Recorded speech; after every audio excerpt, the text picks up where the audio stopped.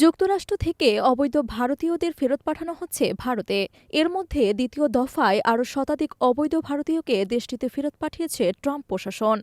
এসব ভারতীয় অবৈধভাবে আমেরিকায় বসবাস করছিলেন।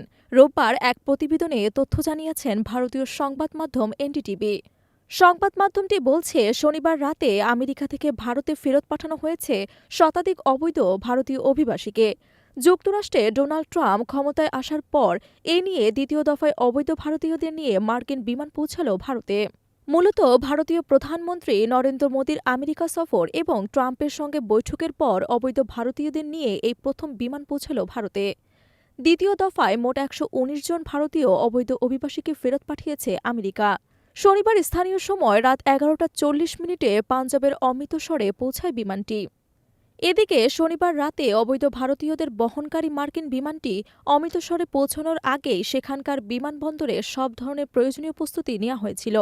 আমেরিকা থেকে ফেরত পাঠানো অবৈধ ভারতীয়দের জন্য খাবার এবং থাকার প্রয়োজনীয় ব্যবস্থা করা হয়েছে বলেও সেটিও জানান তিনি। বলেন, আমাদের নিজেদের লোকেরা দেশে ফিরছেন, যেন তারা ক্ষুধার্ত না থাকে। দ্বিতীয় দফায় যুক্তরাষ্ট্র থেকে ফেরত পাঠানো শতাধিক অবৈধ ভারতীয়দের মধ্যে পাঞ্জাব ছাড়াও অন্য রাজ্যের বাসিন্দা রয়েছে। রোববার সকাল 6:30টার দিকে তাদের দিল্লির উদ্দেশ্যে পাঠানো হবে বলে শনিবার জানান পাঞ্জাবের মুখ্যমন্ত্রী।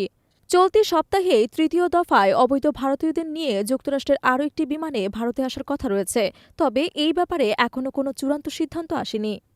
এর আগে গত ৫ ফেব্রুয়ারি ট্রাম্পের পাঠানো সামরিক বিমানে ভারতীয় অবৈধ অভিবাসীদের হাতকড়া পরিয়ে শিকলে বেঁধে নিয়ে আসা হয়েছিল, আর এই বিষয়টি নিয়ে ভারতে বিতর্ক সৃষ্টি হয়।